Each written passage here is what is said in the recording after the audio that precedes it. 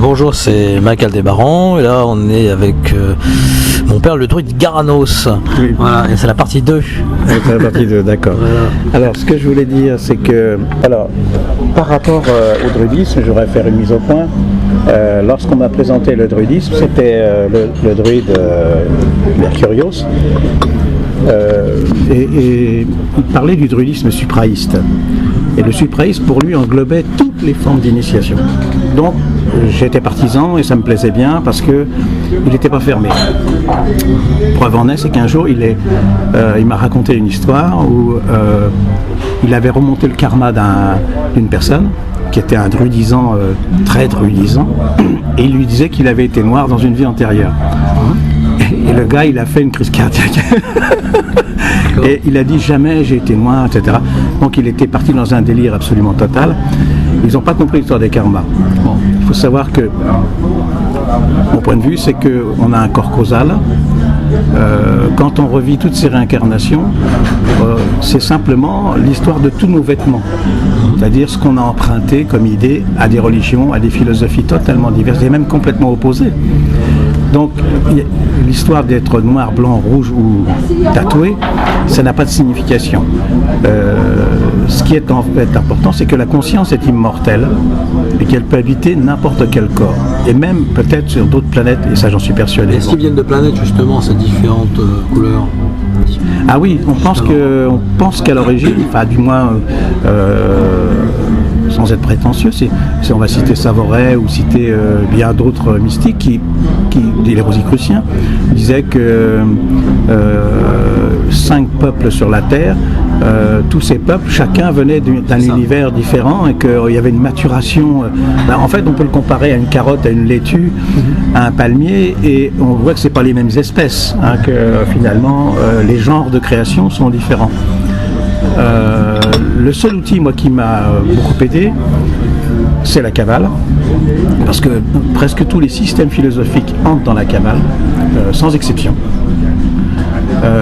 Que l'initiation du pharaon dans la pyramide, c'est exactement toute la descente de la cosmogonie des séphirotes, c'est-à-dire que c'est la naissance du système solaire, le macrocosme commence à se fabriquer au niveau des Pléiades, l'œuf cosmique de la galaxie naissante commence à irradier et à ce moment-là les planètes peuvent se matérialiser, et donc on a bien toute la descente des séphirotes, c'est-à-dire qu'on a au début c'est le zodiaque qui entoure la nébuleuse, après on a Saturne qui est la plus éloignée, et ensuite on a le commencement de l'univers avec Jupiter, Mars, et après on arrive jusqu'à la Terre, et tout ça on retrouve toutes les théogonies, toutes les théosophies, parce qu'elles sont toutes identiques, elles ne sont pas différentes, quel que soit le pays ou la race ou l'individu. Quand on parle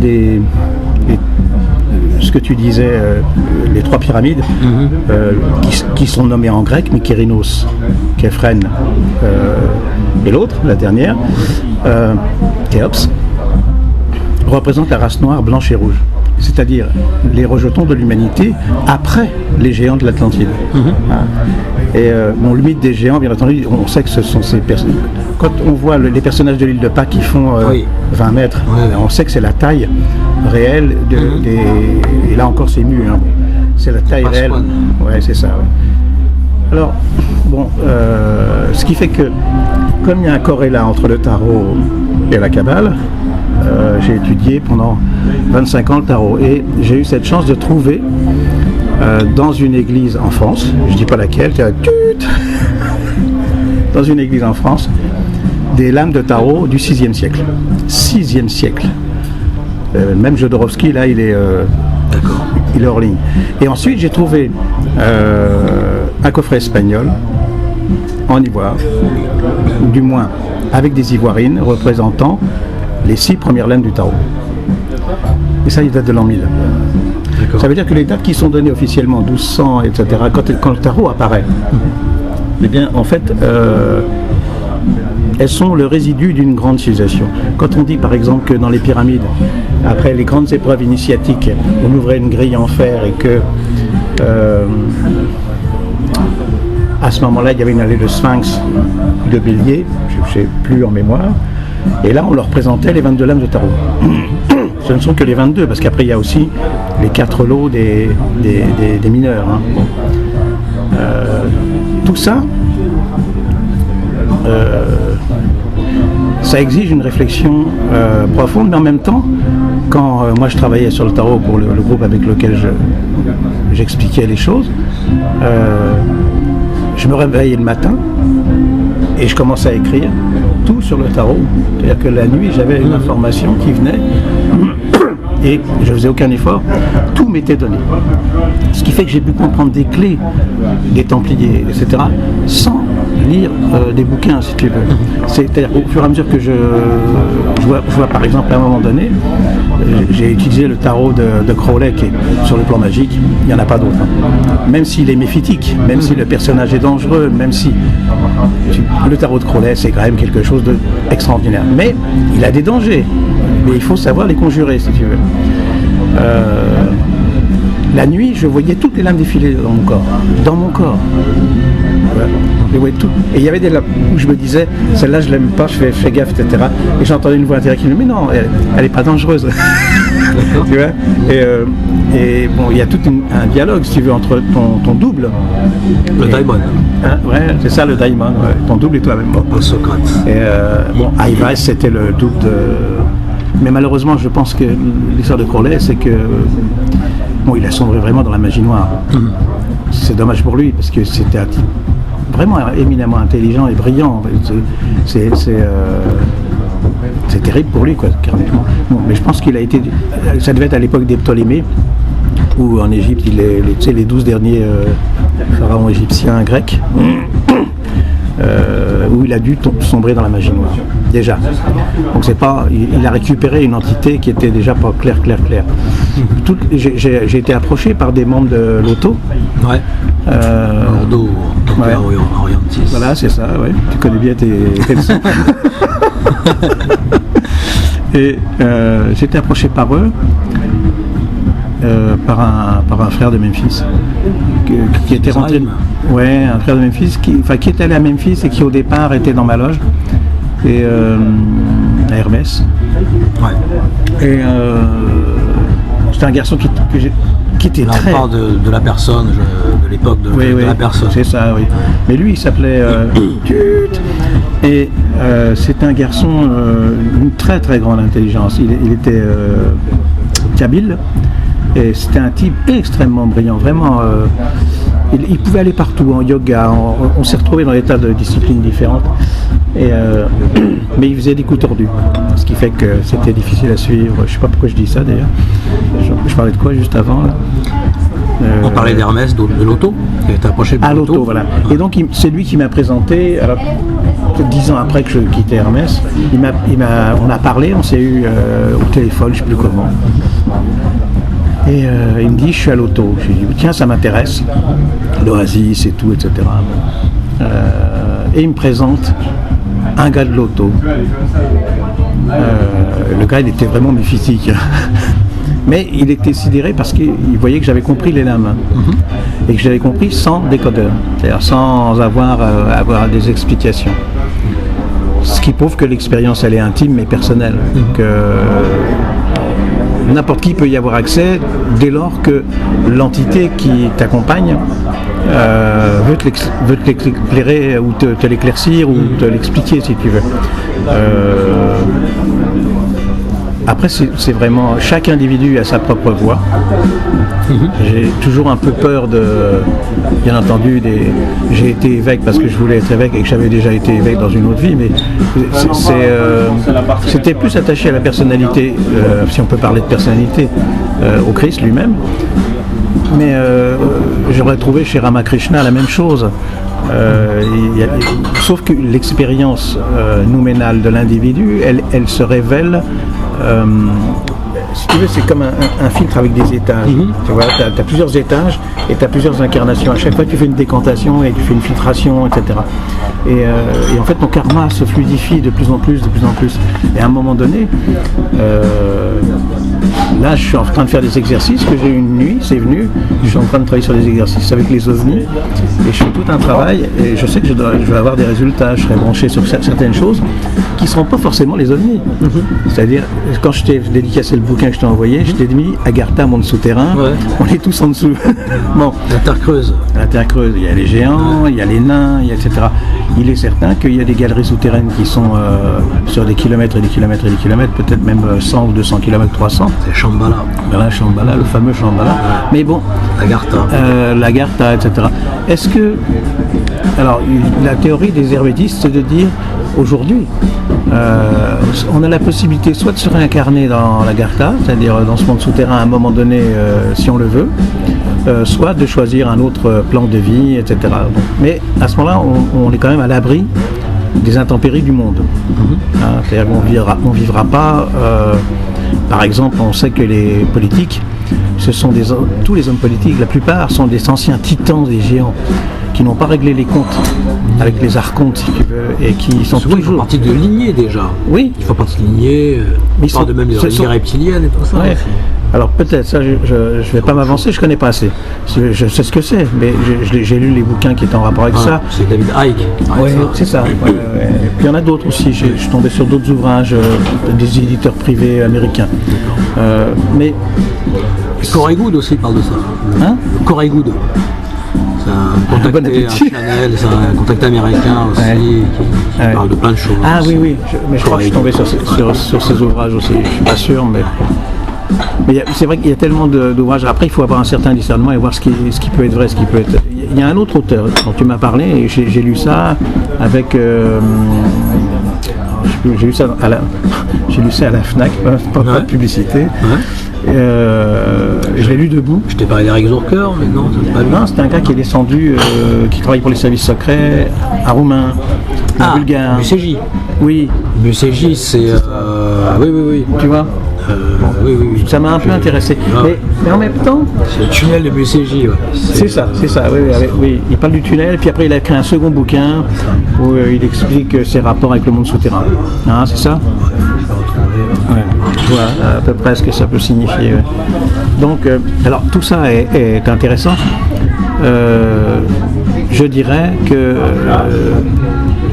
si ce monde malheureusement n'évolue pas, ou il évolue d'une façon, les Mahatmas disaient que, dans les lettres des Mahatmas, de Sinet, ils disaient que l'humanité depuis 1 million d'années n'avait pas évolué. C'est énorme, ça paraît énorme comme ça, 1 million d'années. Mais en fait c'est tout à fait vrai. Si on coupait l'électricité aujourd'hui... C'est Radu Sinamar, pardon. Ouais. Voilà, découvert du BCJ. Ah oui. Radu Sinamar. Et donc si on coupait l'électricité aujourd'hui pour le monde entier, 99% de l'humanité retournerait à l'étape de la préhistoire. C'est ce qui s'est passé à l'époque du déluge, quand du jour au lendemain, ils n'ont plus rien eu, alors qu'ils avaient des civilisations avancées. Bon, c'est le retour karmique. Hein. Les maîtres disent, voilà, je prends des précautions quand même, en théosophie ou dans d'autres systèmes, surtout en théosophie, que entre 3 et 5 siècles, l'Europe sera sous les eaux. C'est-à-dire que Paris, ce que tu vois aujourd'hui sur Paris, qui est le Paris alchimique que nous on aime, qui est le beau Paris, si tu veux, avec toutes ces maisons hermétiques, eh bien il n'y aura plus que des gratte-ciel.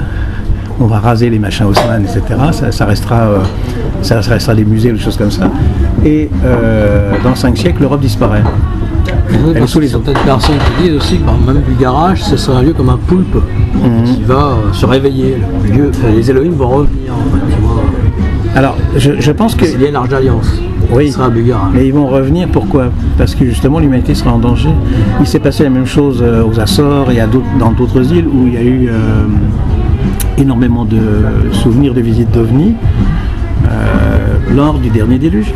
C'est-à-dire qu'ils ont raconté qu'il y avait des vaisseaux énormes qui venaient récupérer les hommes pour les emmener ailleurs, pour les transplanter. Bon, ça rappelle les légendes des Esquimaux, etc. Je t'apprends rien.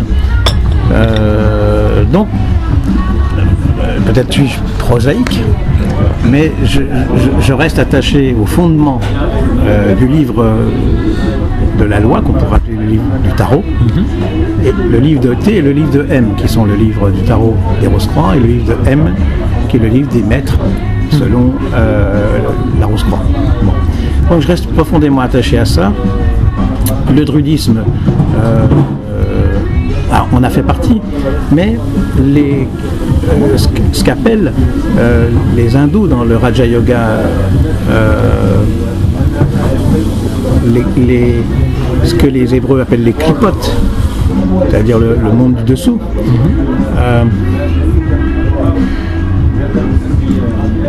Nous avons conservé des mémoires qui ne nous sont plus utiles. C'est-à-dire, on peut dire que tout le corps causal de toutes nos réincarnations, tout ça, en fait, on doit le dépasser.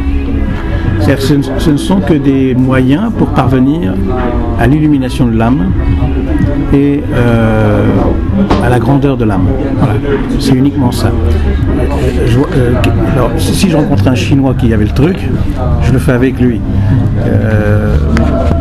Mais bien sûr, ça t'oblige à aller vers une direction, c'est-à-dire vers une étoile, une cosmographie, etc. Là, quand j'ai travaillé sur le tarot, j'ai fait un cours, j'avais fait pour un frère qui était africain, et j'ai fait le corrélat entre la cosmogonie viking et la cosmogonie dogon. On pourrait parler de l'étoile d'Aldébaran. Aldébaran, ouais. Peut-être que tu peux nous éclairer. Non, sur Aldébaran en particulier. Non, parce que tu es lié à une étoile. Dans ce que j'ai écrit sur Conques, sur Orbiel, la révélation que j'ai eue, c'est Orion que j'ai vu. Ouais. Bon. Mais j'avais un lien avec Sirius. Quand on est allé en Afrique, enfin, avec ta mère, Côte d'Ivoire. Ouais, en Côte d'Ivoire, c'est ça. Toi, tu étais encore en hibernation. Et à ce moment-là, quand je suis revenu d'Afrique, j'ai rêvé d'un ovni d'or. Et on me donnait 3 masques. Chacun ayant une fonction précise. L'histoire du masque, c'est extrêmement important dans la civilisation africaine. Et c'était lié au mystère du bois. Et un jour, j'ai rencontré une psychanalyste et elle m'a dit le seul mystère que je n'ai pas approché, elle me disait ça comme si elle posait la question, elle disait c'est le mystère du bois. Et j'ai très bien compris ce qu'elle voulait dire par rapport à l'Afrique. Et moi, le mystère du bois, c'est résumé à la vision d'un hippopotame. Mais c'est pas Seth, le dieu tueur, c'est pas le même. Bon. Et donc j'ai eu un rapport avec cette entité très fort. Et dans le tarot, quand j'ai approché le tarot de Crowley, à un moment donné, j'ai rencontré un empereur africain, un maître africain, je sais pas, qui m'a dit mais t'aurais pas dû faire ça, tu t'es trompé, etc. Bon. C'est-à-dire qu'on n'est pas indemne, à chaque fois on fait des conneries et sur la voie et on avance pour l'humanité avec tâtonnement parce que nous sommes des aveugles.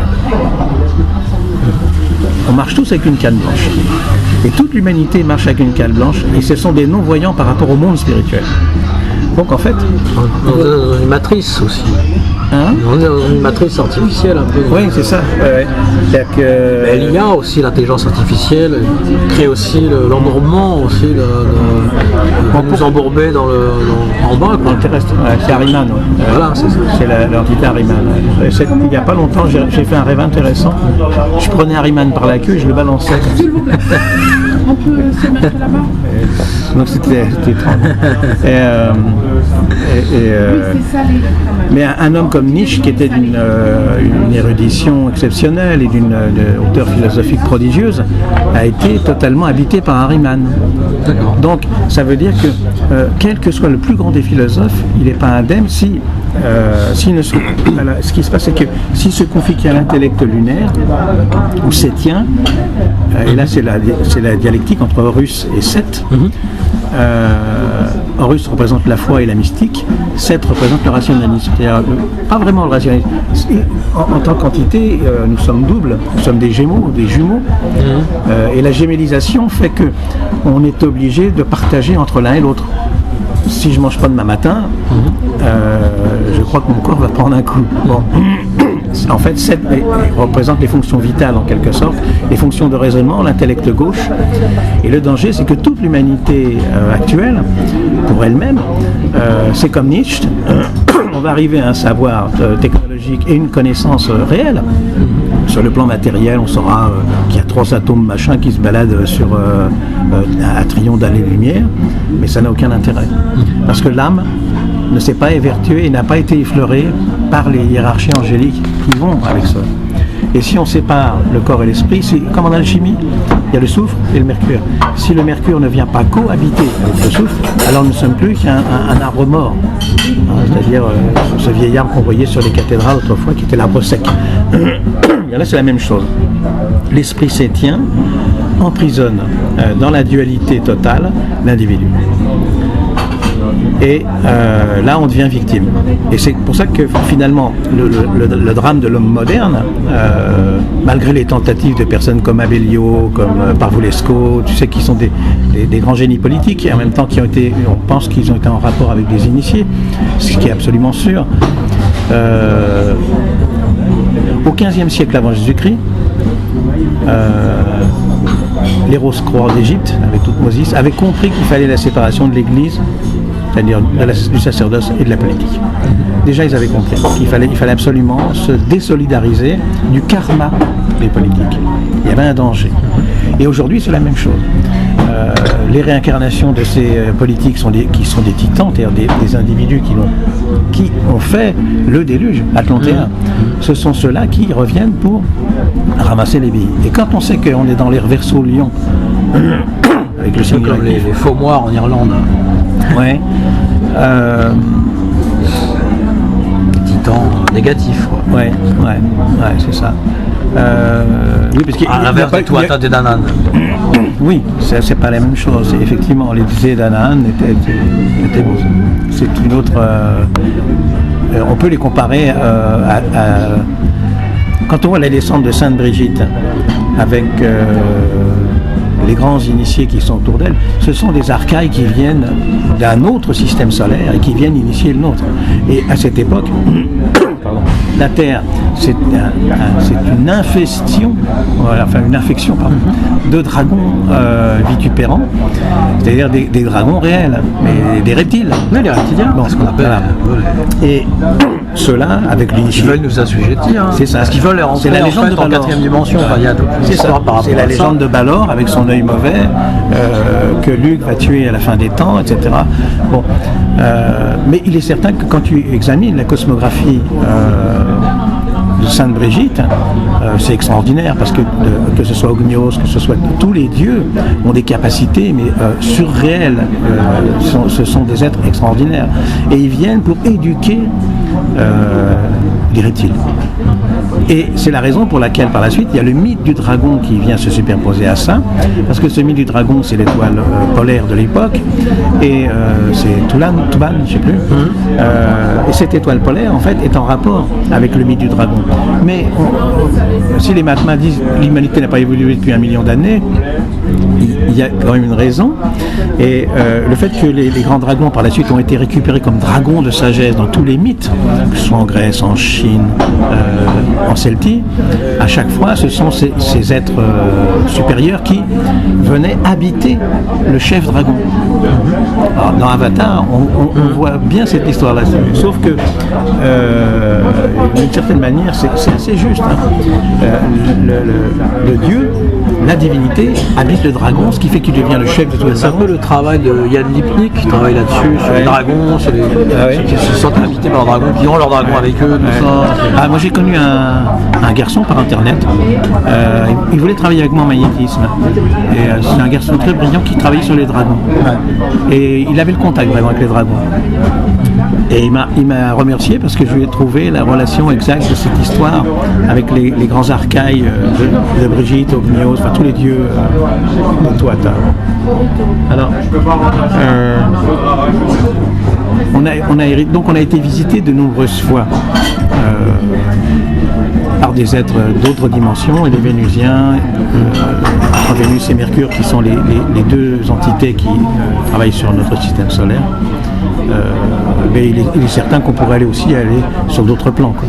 Et ton avis sur Ashtar, enfin tout ce qui est lié Je ne sais pas. Je m'interroge parce que certains disent que ce seraient des grands blonds, mais déguisés, des reptiliens déguisés en grands blonds, quoi. Ah oui. Certains disent ça, que c'est en fait encore une IA, quoi. Intelligence artificielle, c'est possible, générée, quoi. J'ai rencontré une fois un garçon qui était un initié dit de Sirius à la Masseline. Et Gabriel Carmi. Et ce garçon était responsable d'un mouvement. Il parvenait à des pouvoirs comme l'invisibilité, comme des différentes choses comme ça. Apparemment, il était venu avec son collège. C'était 10 ou 15, je sais pas. Des garçons très intéressants parce qu'ils étaient ouverts, quoi. Ils avaient vraiment ouvert leur propre livre de vie. C'était pas quelque chose qu'on leur avait raconté. Ils se souvenaient qu'ils avaient été pirates à tel endroit, que c'était des gars qui avaient fait un vrai travail. Ils avaient ouvert le livre. Mais ça me fait penser à ce que tu dis là sur Ashtar, c'est que ce garçon, il était éminemment dangereux. Parce que il était dépassé par ses propres pouvoirs occultes. Et là, il y a un danger profond pour lui, quoi, si tu veux. Alors il a rendez-vous avec lui, peut-être qu'un jour il rejoindra Crowley ou d'autres, j'en sais rien. Ou alors il aura une planche de salut, parce que après tout on n'est pas tous maudits.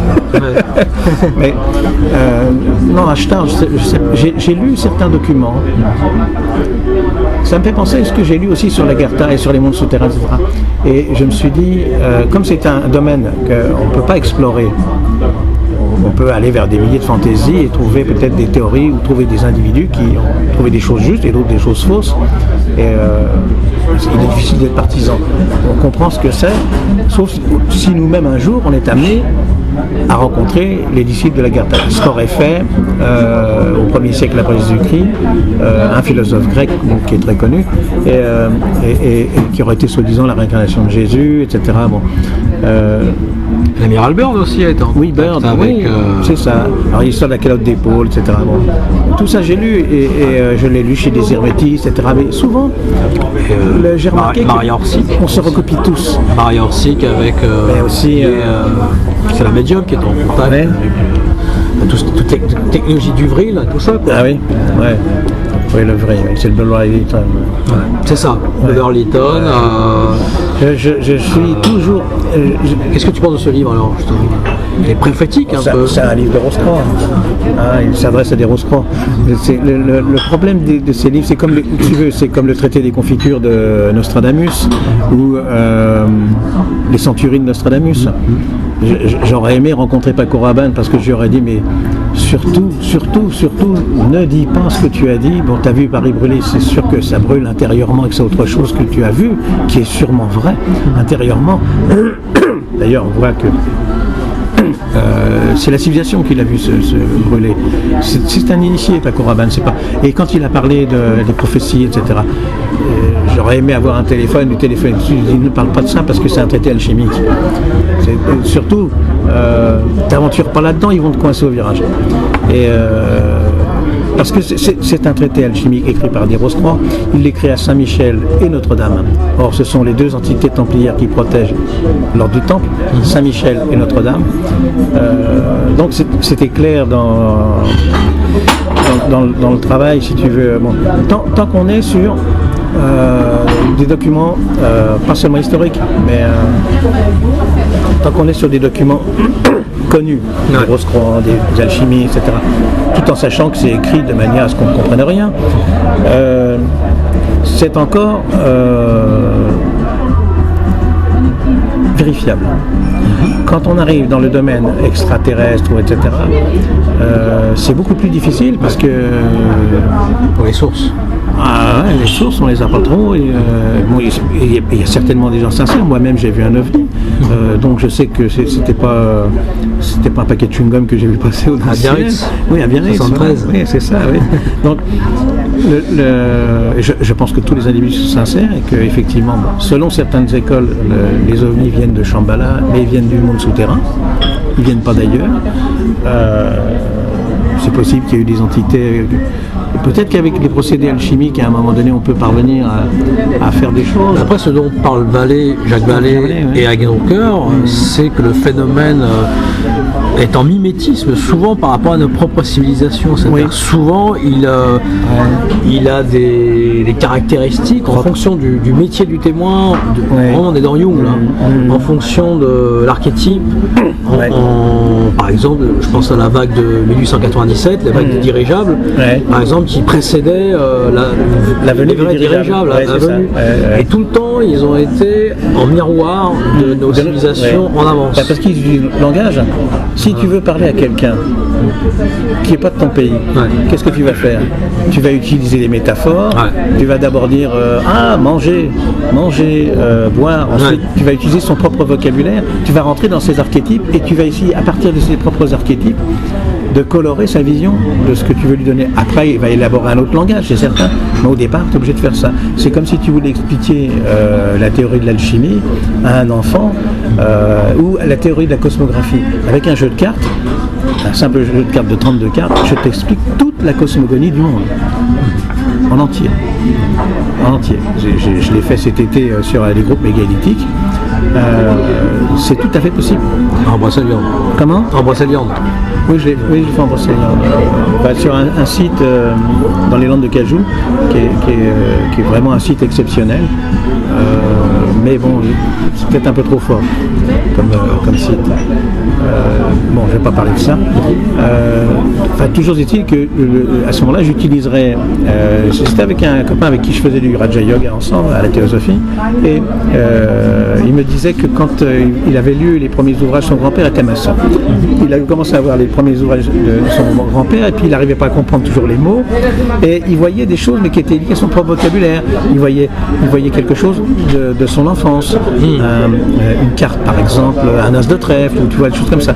Et l'inconscient utilisait son propre vocabulaire. C'est ce que Jung a démontré. Quand Jung disait que, en fonction des apparitions, si on vérifie, on prend une photo, il n'y avait qu'une tache de lumière, mais que l'individu, lui, vivait un archétype, effectivement, qui représentait ce que lui, il voyait. C'est les uvinets, c'est-à-dire à la fois ostentatoire et à la fois il se cache. Et tout ce qui cache révèle. Si tu prends un... Le verrou est ouvert, c'est dans la langue des oiseaux. C'est ça. Oui, tout à fait. C'est ça. Et là, dans la révélation, on peut faire la révélation une fois. On dit toujours, d'ailleurs, en alchimie, on dit qu'on révèle une fois, mais on révèle au dernier temps. Alors les gens devraient s'inquiéter parce qu'en ce moment il y a une littérature extraordinaire sur le plan ésotérique. Pourquoi? Parce qu'on révèle au dernier temps, mais après on refermera le livre. Ça veut dire qu'on révèle et on cache. Parce qu'il y a une nécessité. Pourquoi? Si on pense que... ça c'est ma théorie. Alors attention, on va dire, alors là c'est un hyper-fasciste ce type. Je dis il y a 5% de l'humanité qui a une cognition véritable du mystère. Le sien. C'est-à-dire, est-ce que j'ai ouvert mon propre livre? Est-ce que j'ai ouvert mon livre? Et est-ce que je sais comment les seigneurs, les Lipika ont travaillé à travers moi, comment le karma a fonctionné, etc. Est-ce que je connais mon histoire? Et là, ça c'est important. Sans aller à l'extérieur. Et à partir de ce moment-là, on fait partie des... Il y a environ, c'est des choses que j'ai eues en rêve, il y a 3500 familles du Graal sur Terre. Je suis précis. 3500 familles du Graal. Ça veut dire qu'il y a 3500 types d'initiés aujourd'hui, ou de collèges, de micro-collèges, d'individus qui s'intéressent soit aux ovnis, soit à l'alchimie, soit à n'importe quoi, soit aux tables qui tournent, etc. Mais qui ont une quête. C'est-à-dire qu'ils ont ouvert le livre de la quête intérieure, voilà, pour eux. À partir de ce moment-là, ils ont rendez-vous avec eux, mais pas avec les autres. Parce que les autres, c'est... Et c'est ce qui s'est passé en Atlantide. 90% de l'humanité rejetait la divinité. D'où le fait que quand on arrive à 10% d'individus, aujourd'hui on est à 80%. C'est-à-dire 80% de l'humanité ne s'intéresse pas au spirituel, au ça risible, ou inintéressant, où on perd son temps et qu'il vaut mieux s'occuper de sa famille. C'est le grand culte impérial aujourd'hui, c'est le mystère de la famille. Il faut avoir une famille soudée, il faut avoir ceci, cela. Mais c'est une illusion et une utopie fantastique parce que cette famille n'aspire qu'à une chose, à un paquet de chips et à sa télévision, à son repas du soir, du matin, du midi, au foot. Et le foot qui est d'ailleurs un Roland, des têtes coupées. Il y a un égrégore noir dans le football parce que à la base c'est des têtes coupées, les Américains. Je pensais juste, par exemple, tu parlais tout à l'heure des 5%, ce qui est très drôle, c'est qu'on parlait tout à l'heure un peu de Memphis Mizraim, justement du kémitisme noir, on parlait tout à l'heure du kémitisme africain, et il y a un groupe qui s'appelle les 5%ers, qui s'appelle les 5%, qui se disent, voilà, les 5%ers, avec le 7, avec l'étoile, le 7 et tout ça, et c'est très lié justement au kémitisme et au hip-hop. D'où on parlait de Memphis Mizraim et tout ça. Juste le petit parallèle. Non, mais il y a des corrélats. Il est certain que je ne suis pas le seul à percevoir des choses. On est des millions. Hein. Et donc, on est. Enfin, moi, je suis un initié comme d'autres initiés, et il y en a des tas. On n'est pas représentatif. J'ai voulu créer des trucs. J'ai voulu créer des collèges ésotériques, etc. Puis à un moment donné, je me suis dit, est-ce que c'est vraiment utile quand je vois qu'on a participé pendant 20 ans à des initiations et que les gars ils en sont toujours au même point, et que le drame de la maçonnerie d'ailleurs a été expliqué par Papus 153 dans un numéro de l'initiation. Il avait dit en 1884. On avait commencé en Occident, la seule société qui était encore éminente, qui avait des matériaux spirituels, c'était la maçonnerie mystique. Ouais. Et en 1884, ils ont voulu la délocaliser à Londres. Les Français ont eu la trouille. Et la Grande Loge de France, par réaction, 1888, c'est l'année où tous les groupes ésotériques explosent. Les Templiers, les alchimistes, les kabbalistes, tout explose. Le martinisme, la Golden Dawn, tous les ordres magiques qui apparaissent, la Rose-Croix, etc. Parce que le cycle... Il y a 3 bits d'ailleurs. Oui, mais c'est le cycle surtout, c'est la loi du cycle, si tu veux, où Michael prend le cycle en main. Steiner dira la même chose aussi. Bon. Et à partir de ce moment-là, la Grande Loge de France, par réaction, a dit il faut ruiner tous ces gens. Donc, ils ont interdit le nom du grand architecte de l'univers dans la loge, et en 1894, ils ont coupé toutes les têtes des mystiques. Il ne restait plus qu'une loge de Memphis qui travaillait au grand architecte de l'univers. Une loge sur toute la France. Donc ça voulait dire que le but, ça a été de démontrer que le rationalisme de la Grande Loge de France était plus puissant que la mystique. Donc ils se sont enterrés vivants. Parce que par la suite, ils n'ont plus eu que leur rituel. Et c'est pourquoi j'ai remarqué que l'initiation, c'est sûr qu'elle agit sur les individus. Le rituel, il est très puissant, il agit réellement. Mais après, ça retombe comme un soufflet parce que dès qu'ils arrivent à la maîtrise, ils ne veulent plus travailler. Et alors que c'est là que le travail commence, et pas pour soi, mais pour aider les autres. Parce que le but, c'est ce que tu as apporté, la loge Hermès, justement, par rapport à ça, à un moment donné, justement dans une évolution d'autre chose, d'aller vers autre chose. Non, il s'est passé une chose, c'est qu'à Hermès, j'étais vénérable, et les gens avec qui j'avais travaillé pendant longtemps avaient l'intention de me museler, de me mettre une muselière. Et ça s'est mal passé, ils ont fait une cour d'appel de condamnation. Tous les frères de la loge ont fait un procès. Tous, un par un. Quand tu as 20 mecs, hommes et femmes, qui te dessoudent en tant que véné, tu es complètement... et là j'ai compris que c'était fini. Bon. Donc, le grand maître de l'ordre des constructeurs m'a dit à ce moment-là, si tu veux, tu restes dans les degrés supérieurs et tu vas plus en loge bleue. Or, la vie de la maçonnerie, c'est la loge bleue. C'est pas leur travail, c'était surtout sur Argini, sur les 8 béatitudes et tout ça. Non. Parce que l'apport de Jacques Breyer par rapport à ça, c'était moi. C'était surtout par rapport à Jacques Breyer. Non, c'était pas par rapport uniquement à ça. Toi, personnellement, moi j'étais très lié. Moi j'étais très lié, si tu veux, à la démarche intellectuelle de Jacques Breyer. Et j'avais utilisé ces schémas. Terre Oméga. J'avais utilisé tous ces schémas pour expliquer aux frères l'évolution des temples, pourquoi il y avait eu 4 temples par rapport à depuis l'Exode jusqu'à aujourd'hui, etc. Jusqu'au temple d'Ézéchiel. Tout ça, je leur ai expliqué par rapport à l'alchimie. Mais tu avais pu le rencontrer dans les années 70. Ah oui, j'ai travaillé avec lui pendant 2 ans. Ton père Vitieux était en contact avec lui. Oui, c'est ça. Je connais à peu près, je sais des choses sur ces évocations magiques qu'ils ont fait, les lumières bleues qui sont venues, tout un tas de choses. Mais ça a foiré. T'as fait un travail à Argigny, à Gisors, enfin, Oui. t'as été à tous ces endroits-là. Ah, mais je suis allé partout. Oui. Mais ce que je veux dire, c'est que Hermès n'avait rien à voir avec ça. D'accord. C'était un microcosme particulier par rapport à la maçonnerie qui moi, m'intéressait profondément. Mais C'était de la personne de Loitard, en fait. voilà. Pas été parti. Voilà. Mais Jacques Lapertine, lui, était suffisamment large d'esprit, tandis que le grand maître des de l'ordre constituteur, qui était Joël, n'était pas. C'était un type colossal hein, sur le plan initiatique, qui était vraiment extraordinaire. Mais il était d'une dureté incroyable. Et il a voulu reprendre. Et j'ai su par la suite qu'aujourd'hui, l'ordre des constructeurs n'existe plus, enfin, dans le sens où il a été viré de l'ordre. Et les soldats l'ont viré parce qu'il devenait totalitaire. Tous les contenus que j'ai eus par la suite, c'est qu'il insultait les gens, etc.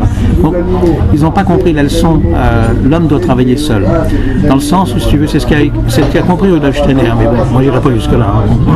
Il avait dit, dans l'anthroposophie, la prise de fonction qu'il avait faite, c'était de prendre le karma de toute l'anthroposophie sur lui. C'était énorme.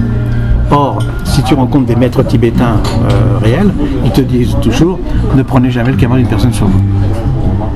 Donc là, lui, il a pris le karma de toute la société anthroposophique en tant que pari par rapport à Michael et au Christ pour l'anthropos, c'est-à-dire la Sophia et l'anthropos, c'est-à-dire l'homme révélé à travers la Sophia. Et dans l'amour aussi, surtout dans l'amour, parce que c'est plus l'amour chez Steiner que le reste. Et donc, à un moment donné, il y a une porte étrange. Mais par contre, ce qu'il dit, c'est que quand Perceval vient frapper à la porte, bien entendu, c'est un contenu alchimique. La loge, Perceval. Ouais, oui, j'y étais. Ouais. Mais quand Perceval, lui, vient frapper à la porte, il ne sait pas ce qu'il va avoir. Il ne connaît ni les demandes ni les réponses de l'initiation, bien entendu. Et là, on peut dire que, si tu veux, il pose des questions et il ne les pose pas. Et à partir de ce moment, il prend lui-même son propre karma en main, c'est-à-dire qu'il va chercher les solutions en lui-même. Quand je disais il faut ouvrir son propre livre, c'est ça.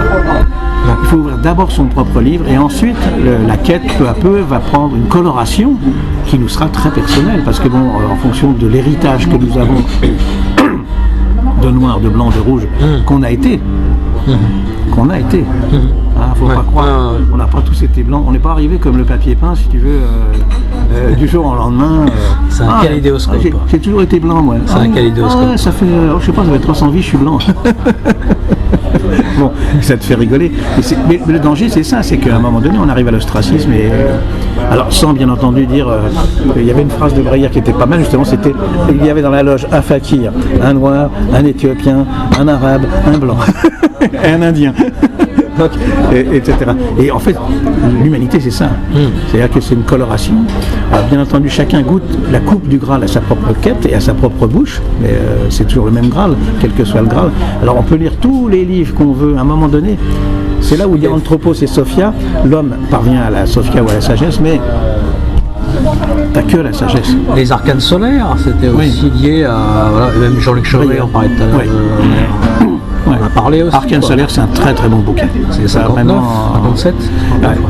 C'est un très très bon livre, Arcane solaire. Je crois que l'OTS a repris après d'ailleurs tous ces trucs pour le détourner. Oui, bon, peut-être, oui. Chauvet en parle de ça. Alors en ce qui concerne, je pense qu'Arcane solaire est plus révélateur que Terra Média. Parce qu'il y a les grandes clés hermétiques qu'il a découvertes entre Jacques, Jean et Pierre, le sel, le soufre et le mercure. Et il a touché juste, là, vraiment très très très juste, comme Caro a touché juste ailleurs sur d'autres dimensions.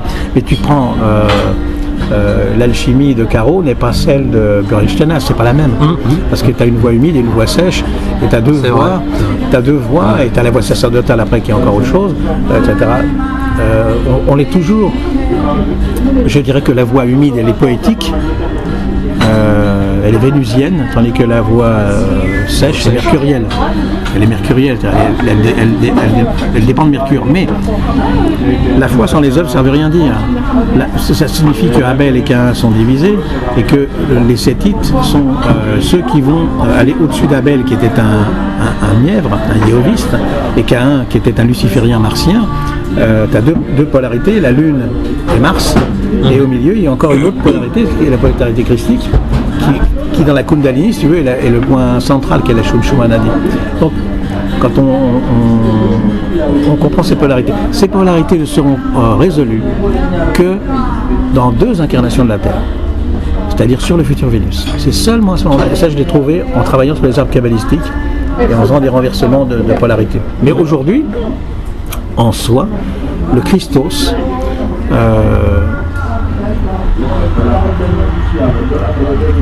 que ce soit un noir, un blanc ou un rouge, il arrive au Christos.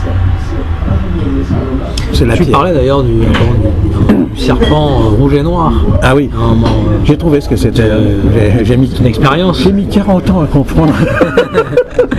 Non, et oui, c'était. J'ai eu la réponse un jour. Un frère africain. Ouais. Et en fait, j'ai eu la réponse à La tradition, quoi. Ouais, j'ai eu la réponse par rapport à un frère. C'est ça. Que je te l'avais raconté, oui. Ouais. Avec celui de drap blanc avec le rouge et le noir. Bon. Et effectivement, bon, je pense que c'est lié à Sirius, au Dogon, enfin différentes choses comme ça. Et c'est lié à l'Égypte. Ouais. Pour moi, la vipère noire et rouge, c'est lié à l'Égypte. C'est-à-dire ce passé que j'ai, parce que quand je fais les prières égyptiennes, oh, bon sang, alors là, ça, je ne sais plus moi. Hein. Il y a quelque chose d'autre qui entre en moi qui est extraordinaire. Quand je prie Amon, pour moi, c'est ce qu'il y a de plus lourd. Amon-Ra, c'est. Même quand si tu prends. C'est ça qui est intéressant dans l'oraison, au sens quand Ignace de Loyola dit laissez-vous habiter par le Christ. Faites l'oraison et la contemplation, eh bien c'est dans l'oraison et la contemplation qu'il se passe quelque chose, parce que si tu prends un jeu de tarot, c'est une contemplation et tu vis à l'intérieur de ce jeu de tarot. Et dans l'oraison, c'est le fait d'appeler la divinité. Alors, si je fais ça marchera peut-être, j'aurai une réponse. Mais si je fais une prière, il m'est arrivé de faire la messe kabbalistique, mais la messe kabbalistique avec, comme si je m'adressais au dieu égyptien. Et parce que c'est lié profondément. Et là, je sens qu'il y a une revivification de l'âme profonde, et que les Templiers, ce qu'ils sont allés chercher, c'est ça. Quand tu vois le grand problème de l'islam, qui était le djihad, déjà à l'époque de Nour al-Din, de Saladin. Le djihad, c'est le combat contre soi-même aussi, au début. Enfin, ouais. Certains le disent. C'est un peu dévié. Hein. On en a des preuves. Hein. Oui, je dirais rien. Oui. Quel Bataclan quand même. Bon, tu vois. Bon, non, mais ce que je veux dire, sans être ironique, c'est que déjà à l'époque, quand les Francs sont arrivés, si on prend l'histoire des 7 croisades entre 1096 et 1270, à la mort de Saint-Louis, les 3 premières croisades, tout était bouclé. Ils savaient tout. C'est-à-dire que les Templiers avaient été aux écuries du Temple, mais pas aux écuries du Temple. Ils avaient été aux assises du Temple. Mais qu'est-ce qu'il y avait sous le Temple? Il y avait les salles d'initiation de Salomon qui servaient aux mêmes... Parce que la loge... Sawawardi, il y avait toute l'idée avec... Oui, il y a Sawawardi pour l'islam. Oui, ça c'est Ismaël, c'est les chiites. Alors, pour apporter de la clarté, alors, ce qui s'est passé à l'époque des croisades, c'est qu'il y avait d'une part l'islam radical, exotérique, et ce que tu disais par rapport à l'ismaélisme ou les chiites. La montagne. En fait, les disciples d'Ismaël qui étaient à Salim Saba, qui tenaient les 72 forteresses, là effectivement il y a la légende de les écrits de Sohrawardi, avec Jabarut. Jabarut c'est le Al-Zilut des Hébreux, Jabarut c'est pour les Arabes, et ce qu'on appelle Maghreb, Molk ou forteresse, c'est le monde occidental dans l'ignorance. Donc ils ont cette capacité parce qu'ils ont hérité des 7 degrés alchimiques, parce que l'Ismaël c'était ça. Or, les Fatimides, le califat fatimide du Caire, qui était en train de baisser complètement à cette époque des croisades, était héritier des loges d'Égypte, de Memphis, si tu veux, de ces loges d'Égypte, et conservait tous les degrés de la connaissance d'Égypte, plus les degrés alchimiques que les Templiers reprendront par la suite. Bon. Donc les Templiers vont recevoir 2 courants, l'ismaélisme par Hassan ibn Saba et le courant égyptien fatimide, du califat fatimide et des loges du Caire. Donc ça explique les connaissances occultes qu'ils ont. Et en plus, ils arrivent au temple de Salomon, et là, je parlais tout à l'heure de 1500 avant Jésus-Christ. Les Achichines aussi, enfin, c'est la même chose, hein. Le vieux de la montagne. Ah, les Achichines, ouais. Oui, c'est les mêmes, oui. C'est les mêmes. Et d'ailleurs, ces Achichines étaient commandités par Hassan ibn Sabah pour aller assassiner les princes de l'islam exotérique. C'est la référence à Ismaël, c'est la référence au 7e imam, qui était un imam ésotérique. C'est la raison pour laquelle les chiites s'intéressent au 7e imam, et pas aux autres, parce qu'ils savent qu'il est ésotérique. Alors à partir de ce moment-là, les Templiers aussi ont reçu de la loge solomonienne tout le Sefer HaZohar, les écrits hébraïques, etc. Mais pourquoi? Parce qu'en 1500 avant Jésus-Christ, Thoutmôsis III, qui avait créé la loge d'Égypte de la Rose-Croix, avec des hommes et des femmes, donne une émanation par la suite, 5 siècles plus tard, vers l'an 1000, donc avant Jésus-Christ, à Salomon. Salomon et Hiram vont voir le grand pharaon et lui disent: on voudrait créer une émanation de la grande loge d'Égypte, mais on voudrait qu'elle soit totalement hébraïque. Le gars il a dit, le pharaon s'est dit, vous pouvez faire ça, mais on ne va pas vous reconnaître. Vous êtes une obédience à part, et vous faites nos initiations, les mêmes, et vous les ferez dans les souterrains chez vous. Donc elles sont faites sous le temple de Salomon. Parce que quand les Templiers reçoivent les écuries soi-disant du temple de Salomon, en réalité, ils reçoivent les soubassements des salles d'initiation et des cryptes souterraines de l'initiation salomonienne. Donc ils ont deux courants. Le courant rattaché à l'ancienne grande loge d'Égypte qui est devenue hébraïque, avec Hiram et Salomon, et l'autre courant qui est l'ismaélisme. Ils n'ont plus besoin de personne. Ils ont toutes les clés des textes arabes et des textes juifs, que tout le corpus jabirien du 6e siècle après Jésus-Christ explique. Jabir, c'est Géber, l'alchimiste arabe. Il explique entièrement des textes hébreux de la Bible en disant voilà, c'est alchimique. On ne peut le comprendre que si c'est alchimique. À partir de ce moment-là, ça change tout. Toute la donne, bien entendu, l'exégèse catholique ne peut pas supporter ça. Et donc, les 3 premières croisades, tous les grands barons au départ disaient pourquoi. Il y a Constantinople qui les intéresse, Byzance. Pourquoi? Parce qu'il y a des trésors fantastiques à Constantinople. Et pourquoi ils veulent prendre le califat d'Égypte? Parce qu'ils savent qu'il y a toutes les richesses de l'Égypte. À savoir celles qui sont faites par tous les voleurs qui vont dans les pyramides ou qui vont dans la vallée des reines ou des rois et qui vont récupérer les trésors. C'est le butin qui les intéresse. Mais c'est pas pour rien que l'armée américaine était en Irak, parce que l'Irak c'est aussi la première. Non mais les Américains ils sont partout. Hein. Ils mettent du Coca-Cola et puis. Mais même dans Al-Qaïda, on peut parler d'Al-Saïr. Récupération, ça a été créé. Oui, mais alors les Seldjoukides qui sont les comment on appelle ça? C'est le djihad ancien. Ce sont ceux qui sont les représentants de l'islam exotérique. Ouais. Donc ces Seldjoukides sont opposés aux Fatimides. Et qu'est-ce qu'ils veulent? Ils veulent prendre le Caire, les Fatimides, le califat fatimide, ils veulent le prendre. Donc le but, c'est de s'annexer 2 conquêtes, hein, et de s'annexer les trésors. La 4e croisade qui a été faite par un Vénitien, un doge vénitien, c'était pour prendre Constantinople et le califat d'Égypte pour ramasser tout le pognon. C'était que ça. Et jusqu'à la 7e croisade, quand je dis tout était bouclé, en 1187, c'est le moment où le Saint-Sépulcre et Jérusalem sont repris par Saladin. Et après, plus jamais. Le seul qui parvient à faire un truc, mais alors vraiment celui-là est extraordinaire, c'est dans la 6e croisade, c'est Frédéric II. Et lui, qu'est-ce qu'il fait? Il est excommunié par le pape. Et on lui dit, si vous voulez vous racheter, faites une croisade. Et lui, il parle arabe. C'est un initié en fait.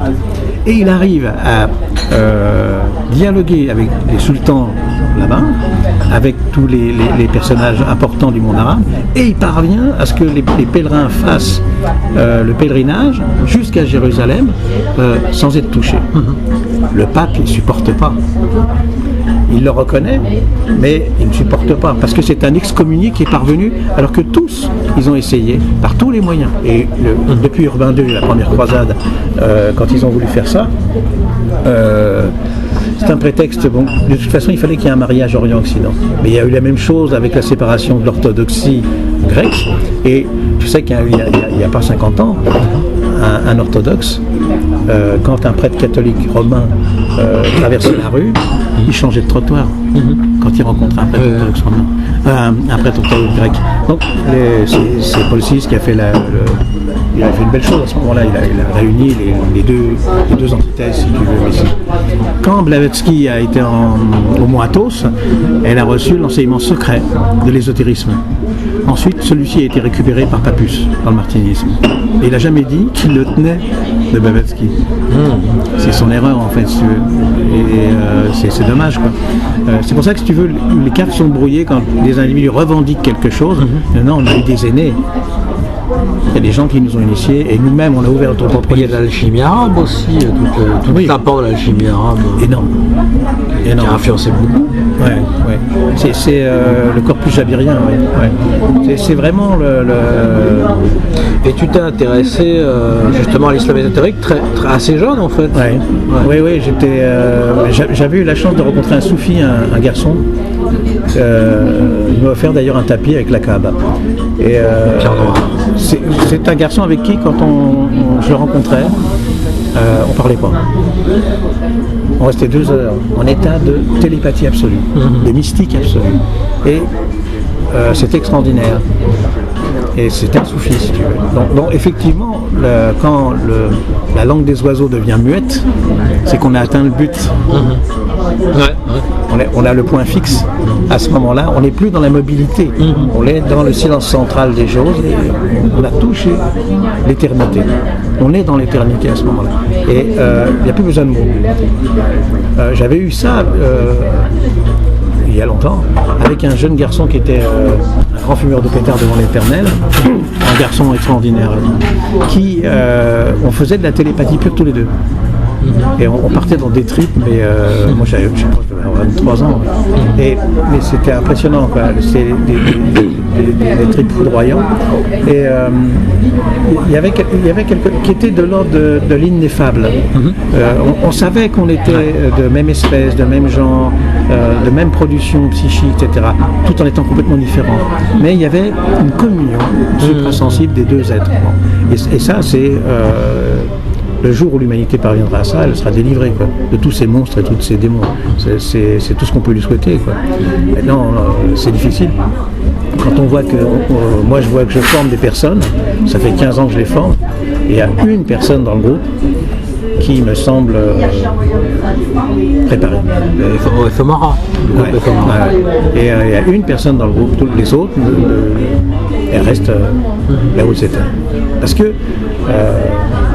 elles n'ont pas pu aller au-delà de leurs références. Et malgré les outils donnés, que ce soit les outils magiques, que ce soit les outils mystiques, etc. Après, ils le font quelque temps et après, ils arrêtent tout.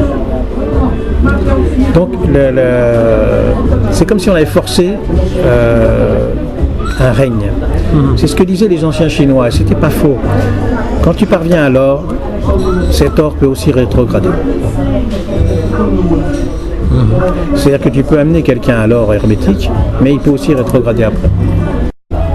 Oui, en islam, on dit au paradis, il y aura l'or et la soie. L'or et la soif. L'or et la soie. La soie. Le paradis est à l'ombre des épées. Oui, ça c'est sûr. Oui. Mais c'est sûr que ceux qui connaissent l'œuvre de Abdul-Jin, je ne sais pas si tu entends parler, le message du Graal, les 7 derniers chapitres qu'il donne dans ces 2 tomes, il touche à quelque chose d'extraordinaire, parce qu'il parle d'Ismaël, et que Ismaël l'a initié, que Abdul-Jin c'est Jean-Baptiste. Il tape sur les gens, il ne fait pas semblant. Mais ce qu'il dit sur Ismaël, c'est extraordinaire. Bon. Le manoir du Graal, etc. C'est une vision fantastique.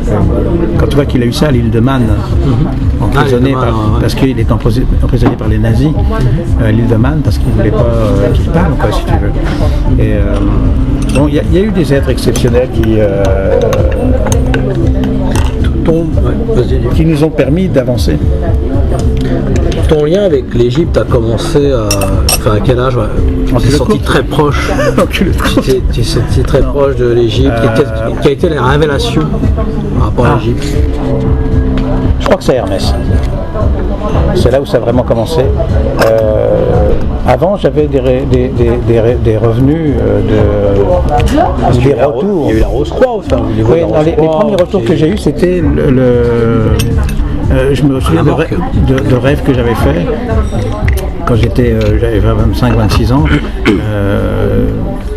Les rêves que je faisais, c'était j'avais une carte d'identité, j'avais 2 nationalités. J'étais juif et taoïste. Et après, j'ai retrouvé à Hermès tous les karmas représentant la Celtique.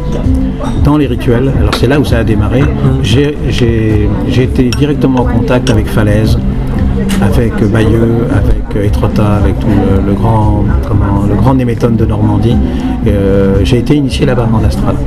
Et donc là, j'ai un lien très fort avec le druidisme par rapport à ça. Mais le haut druidisme, oui, le haut druidisme, c'est-à-dire le druidisme du Nord. Bon. Mais même le Kalevala, tout ça, ça m'a parlé, mais maintenant c'est fini, si tu veux. Et il s'est passé quelque chose où d'un seul coup, j'ai commencé à lire le livre des morts et ça m'a parlé. Après, c'est à la Masnie où il s'est passé quelque chose, et je l'ai raconté dans l'histoire de Kourou, où là, le collège astral était en rapport directement avec l'Égypte. D'ailleurs, le signe de la Masnie, c'est un scarabée. Ouais. C'est un scarabée avec le iode évohé.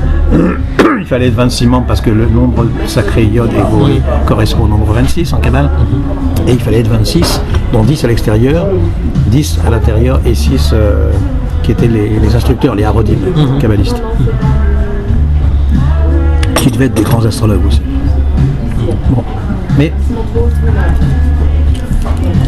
l'Égypte, c'est là que ça a commencé. Puis ensuite, je suis allé me balader dans des momies en Égypte. J'allais dans les pyramides la nuit et je ressentais la présence ammonienne. C'est Amon. Il y a d'autres divinités qui sont venues s'installer de temps en temps pour raconter leur propre histoire, mais il y a l'hippopotame africain, il y a le serpent rouge et noir, etc. Donc il y avait ce lien. Et alors je dirais que dans le fatras des réincarnations, imagine-toi un matin, tu es chez toi, tu ouvres ton placard et tu trouves 130 habits différents. Lequel tu vas mettre? Eh bien c'est les réincarnations. Et maintenant je prends une pierre dans un seul mur, voilà, tu as un mur avec des tas de pierres. Dans ce mur, il y a une pierre égyptienne, il y a une pierre chinoise, il y a une pierre celtique, il y a une pierre... Et ça c'est la somme de l'individu, c'est-à-dire la quintessence de ce qu'il est. Mais à chaque fois il a emprunté quelque chose. Bon. Mais à un moment donné ou à un autre, il deviendra victorieux de sa propre pierre dans une seule, laquelle on ne sait pas. Moi je me sens lié à l'Égypte, autant que ça. Je me sens autant viking qu'africain. Tu vois ce que je veux dire? Parce que c'est le mélange du blanc et du noir. C'est l'aigle blanc et le lion rouge. Damier, un peu le damier. Non, parce que le damier, au sens templier, si tu veux, représente le noir et le blanc chez les templiers. C'est, le noir, c'est Saturne. C'est ce qui est plus haut dans les séphirotes, c'est-à-dire c'est Bina. Tandis que ce qu'il y a de plus bas dans les séphirotes, c'est Yesod, c'est la lune et c'est le blanc. Donc on a là la cosmographie du noir et du blanc. Qui était en haut. Oui, qui était en haut, voilà. Mais toutes les planètes sont en rapport avec le noir et le blanc. Donc c'est les 7 planètes. Tandis que le rouge, c'est différent, c'est l'alchimie. Est-ce que le fait que justement ton père Guithieu, il était passionné par l'Égypte, est-ce que ça t'a inspiré aussi? Au départ, non. Au départ, non. Tout ce qui me revenait, quand je dis il faut ouvrir son propre livre, c'est ça. Tout ce qui me revenait, c'était lié. D'abord, ça a été le judaïsme, fortement. Ensuite, le taoïsme. Tout de suite, le taoïsme, ça a été immédiat. J'ai eu, à 22-23 ans, j'étais dans des... toutes les perceptions internes que j'avais, c'était de l'alchimie chinoise. Je revoyais des choses liées à l'alchimie chinoise, par rapport aussi au tantrisme, à la sexualité, etc. Je revoyais ça. Mais après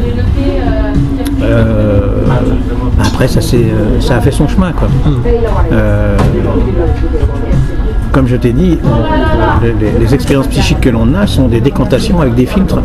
Et à chaque fois on décante, et on parvient à sa propre quintessence, c'est-à-dire un état d'être. C'est pour ça que la connaissance ne peut pas se transmettre, parce que c'est un état d'être. C'est pas un savoir. Ouais. Quand tu disais que Morel, il approchait mon père et qu'il avait mal, c'est la même chose, c'est un état d'être. Oui, il vivait quelque chose dans son aura Ouais. qui pouvait guérir l'autre. Oui, oui, oui. Donc c'est un état d'être, mais ça on ne peut pas l'expliquer. Et le travail d'Enel qu'il a fait, justement, ça t'a intéressé aussi par rapport à... Non, parce que c'est morcelé ce qu'il a fait. Et Enel n'a pas donné toutes ses clés. Il aurait fallu. Mon père a vécu avec lui pendant longtemps, il a été en rapport avec lui. Mais Prince Vladimirovitch Sgariati. je crois que moi je l'ai eu par Carmi. C'est Gabriel Carmi, c'est-à-dire l'égrégore templier de Gabriel Carmi. C'est là où mon lien, s'il en est, avec l'Égypte, est là, quoi. Et c'est cette vision que j'ai eue extraordinaire où je mangeais, je discutais avec les frères, il était minuit, 1h du matin, je sais pas. C'était le ciel bleu nuit tu sais qu'il y a dans le sud. Et c'est pas à toi, gars du sud, que je pense. Ce ciel bleu nuit. Le ciel bleu de Bugarache. Ouais, par exemple. Il y en a d'autres. Mais il n'est pas toujours bleu, hein. Il y a des myriades. Mais dans les C'est un Pyrénées, peu la guerre des il y a plein de étoiles. vieux monastères dans Oui, les oui. montagnes, et c'est la même chose, quoi. L'expérience Monseigneur. mystique est la même, quoi. Et donc, mais ce que j'ai vu à ce moment-là, c'est-à-dire ce fil qui faisait le tour de la Terre et que je sentais faire le tour de la Terre, ça c'est inexprimable. Et je parlais en même temps avec eux et je le voyais. Et je voyais un rayon au-dessus de moi. Donc là, je pense que j'ai été évertué. Mais ça s'est passé, je pense, au moment où dans la Masnie, j'en avais parlé avec Gabriel, j'étais passé au premier degré majeur. Au degré majeur des maîtres. Et ce que j'ai pas pu faire avec la Masnie, c'est que j'aurais aimé les instruire. Seulement les représentants officiels, c'est-à-dire les premiers, tout premiers, avaient passé leur temps à sabrer volontairement toutes les connaissances que Gabriel avait données. C'est-à-dire qu'ils voulaient se les garder pour eux. Et donc ils étaient d'un égoïsme terrible. Et ils voulaient absolument supplanter tous ceux qui auraient été les suivants, qui auraient voulu continuer. Ceux que j'ai connus, quoi, si tu veux. Jean de Gisors, je l'ai connu très bien. Il voulait que je rentre à nouveau. Il m'a sollicité pendant des années et j'ai dit écoute, je peux pas. Parce que je sais ce que c'est et que derrière, il y a tous ces gens qui vont venir et qui vont essayer de récupérer l'enfant. Alors, le drame de cette histoire, c'est qu'en plus, leur égoïsme, comme un sang noir, un jour j'avais discuté avec le gardien, là, celui qui se prenait pour un chichine, et je lui ai dit mais tu te rends compte qu'il faudrait leur donner la connaissance, etc. Il dit oh, ils sont trop cons, on va pas leur donner la connaissance, etc. Donc ils avaient cette révélation extraordinaire que Gabriel leur avait donnée, ils avaient des éléments forts, mais ils supposaient que tout individu est un imbécile. Bon, pour moi, c'est de la contre-initiation. On n'a pas le droit, on doit tout dire, surtout dans un cénacle initiatique. On doit tout dire. Après, si l'individu fait le travail, il ne fait pas le travail, il a rendez-vous avec lui, mais pas avec moi. Tu vois ? Et c'est ça, en fait, le distinguo qui fait que, si tu veux, moi, quand j'ai écrit un bouquin que j'ai donné à la Masnie, si tu veux, bon, je leur ai envoyé, je leur ai expliqué ce que j'avais vécu, etc. Parce que Gabriel avait dit, tu écriras un livre. Et voilà, et ce livre, il est entré chez eux, si tu veux, je leur ai donné. Au départ, ça s'appelait Souvenir de vol. Et ça s'appelle toujours Souvenir de vol. Ça, c'est une confidence. Et donc, je sais que... Les éditions akashiques. Ouais. Non, elles ne sont pas akashiques. Non, il a été édité, il est accessible sur Internet. Je l'ai fait avec De La Rose, qui est un cénacle alchimique, un gars vraiment très, très, très, très... quelqu'un de beau et de merveilleux sur le plan hermétique et sur le plan humain. Et à un moment donné, pendant un an, j'étais au placard, là, où je travaillais. J'ai pondu le bouquin en une année. Et ensuite, quand je l'ai écrit, je lui ai dit, écoute, je ne sais pas quoi en faire. J'ai mieux le donner gratuitement, de manière à ce qu'il soit accessible aux gens, et qu'ils en fassent leur... avec le mouchoir par-dessus. Je me suis dit, bon, ben... Et je sais, j'ai eu par rêve qu'au Portugal, probablement les Templiers portugais, qu'il avait très très bien marché, qu'il avait été très bien compris, mais qu'en France, non. C'est toujours le problème de la France. Non. Mais les milieux templaristes, notamment de la Masnie, de toute façon, n'auraient pas voulu que je me réinscrive dans la Masnie. J'aurais été un élément hétérogène et étranger, si tu veux, et dangereux, parce que j'aurais voulu leur prendre leur fameux sacro-saint pouvoir, alors que je m'en fous. La seule chose à laquelle j'aspire, c'est de former des individus et ensuite qu'ils soient libres. C'est mon postulat. C'est-à-dire que tout ce que j'ai fait jusque-là, c'est pourquoi je me suis retiré de la maçonnerie, des rosicrucières, de tout, parce que, pour moi, tout individu n'est pas une pierre à jeter. C'est l'inverse de ces choses de la Masnie que j'ai vues, où ces individus qui se prenaient pour les super initiés, etc., qui étaient des réels initiés, mais qui avaient la pastèque, quoi, si tu veux. Donc, on ne peut pas humilier l'humanité de cette manière. Bon, c'est sûr qu'il y a des rebuts, il y en aura toujours. Quand tu vas dans la rue, tu vois très bien, tu n'as pas besoin d'avoir la sainte science. Taille organique. Voilà. mais tu en fais ton affaire. Tu te dis, bon, bah, ça a toujours été, etc.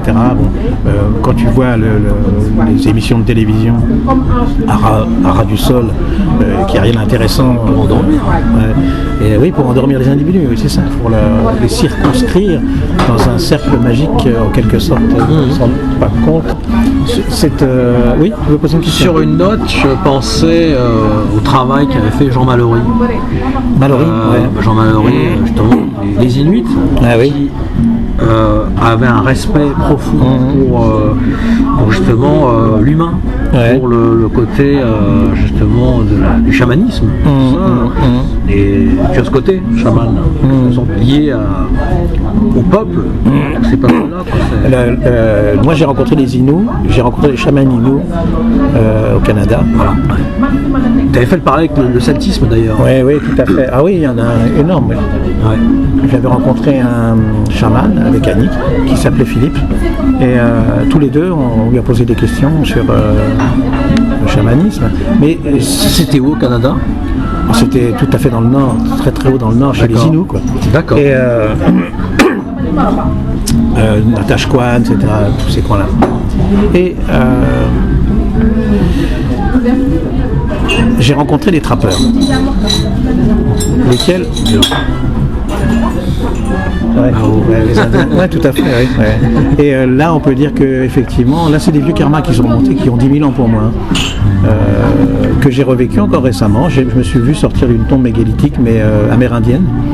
C'est-à-dire que mon initiation druidique, elle n'est pas druidique, poil au nez. Elle est amérindienne.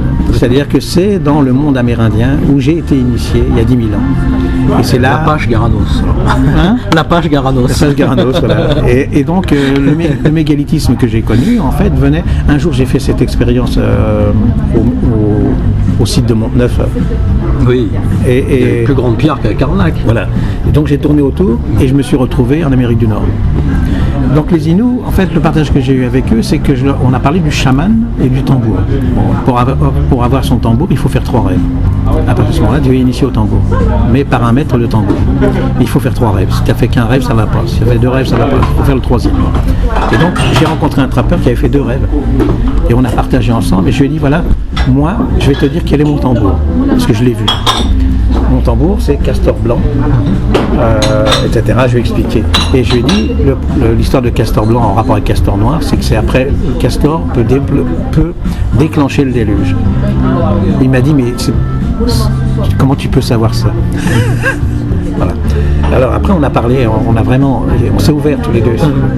Et ce sont, tu sais, les Amérindiens, même près de Montréal, j'en ai rencontré, Québec, on leur a tout pris, même au Canada, l'État canadien, c'est double langage, double langue. Ils ont brûlé la forêt et il a perdu tout ce qu'il avait, il était trappeur. Donc ils brûlent la forêt volontairement pour pas que les trappeurs puissent vivre. Et ils ont plongé dans l'alcool, dans la drogue. Voilà, mais cet homme-là que j'ai vu, il avait 60 ans, donc toute sa vie a été faite dans la trappe. Et du jour au lendemain, il a monté un commerce. Il a fait de la comptabilité. Donc il a monté sa propre entreprise. Il faut le faire quand même, à 60 ans si tu veux. Un homme qui avait toujours vécu dans la forêt. Et cet homme, il était d'une pureté. On ne peut pas imaginer le degré de pureté de cet être. C'était extraordinaire. Ils ont quelque chose qui est au-delà de la norme. Au-delà de la norme. Que je n'ai pas rencontré chez les soufis, que je n'ai pas rencontré dans le brahmanisme, que je n'ai pas rencontré dans le christianisme, il y a une espèce de pureté originelle qui est prodigieuse. Et un simple trappeur. Donc quand je dis que tous les hommes sont accessibles à la connaissance, c'est ça ce que je veux dire.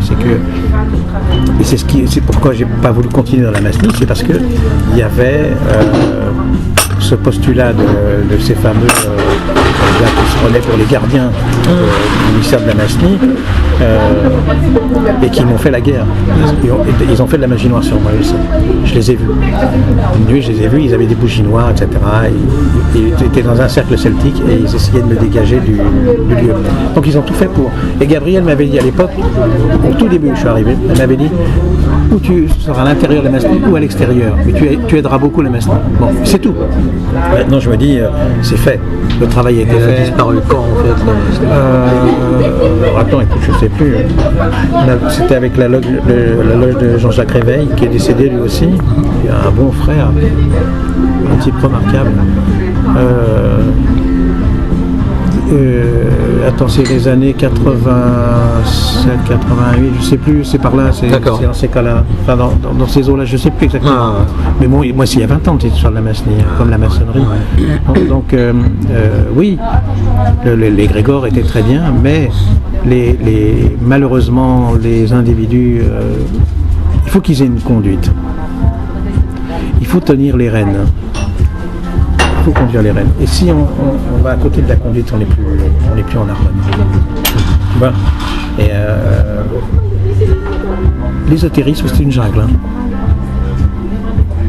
C'est une jungle, avec des individus qui ont des appétits différents. Mais on peut avoir de l'appétit, c'est sûr. Hein, il faut dompter le lion. Et le lion, c'est souvent soi. Oui, c'est ça. C'est propre des Et en fait, c'est pourquoi Hercule étouffe le lion. C'est-à-dire, qu'est-ce qu'il fait? Il étouffe les appétits du corps astral. C'est pourquoi on voit Gilgamesh quand il étouffe le lion. Il ne le tue pas. Il étouffe le corps astral de manière. Non, c'est surtout le corps astral, parce que c'est surtout les appétits, si tu veux. C'est plutôt luciférien à ce moment-là. C'est plutôt les appétits. Ahriman, c'est l'intellect. Lui, c'est froid, rationaliste. Et quand on parle de Lucifer avec Apollon, l'ange de lumière, c'est pas tout à fait la même chose. Non, on ne peut pas confondre Lucifer et Apollon. C'est deux entités. Certaines parlent de Lucifer a vécu sur d'autres planètes avant, et comme archange, il a refusé de devenir un archaï. C'est ce que explique Sora Hawordi en gros. Donc du fait qu'il a refusé d'entrer dans la hiérarchie spirituelle, il a voulu se rattacher au côté humain. Mais il a voulu être le patron de sa propre liberté totale, absolue. Et il a déclenché les guerres nucléaires sur d'autres planètes, qui sont des résidus maintenant. Et il est revenu s'incarner en Chine après, pour essayer de libérer les gens par la philosophie spirituelle. Mais aussi on le voit dans le celtisme, Lugh et Lucifer n'ont peut-être pas à voir, hein. Je ne crois pas que ça a à voir. C'est souvent une confusion dans la vie. Lugh est une entité extrasolaire qui est venue d'un autre système solaire et qui a apporté la connaissance. Lucifer, c'est vraiment un déchu. C'est pas la même chose. Il a perdu son étoile dans le sens où il a perdu. Et donc maintenant il est obligé de ramener l'humanité peu à peu en rectifiant son karma. Alors, où est-il? J'en sais rien. Mais c'est différent de l'adversaire. L'adversaire, c'est autre chose. Non. Qui lui a. Un cyclope n'avait pas de raison de vivre, n'était pas intelligent, n'avait pas de. Donc, il fait tout pour le. Ouais. Maintenant, il faut voir comment on interprète ce que tu dis, à quel niveau et dans quel univers ou système. Je pense qu'on peut s'arrêter là. Oui. C'était la partie 2. C'était la partie 2. Avec mon fiston. Et ça m'a fait plaisir.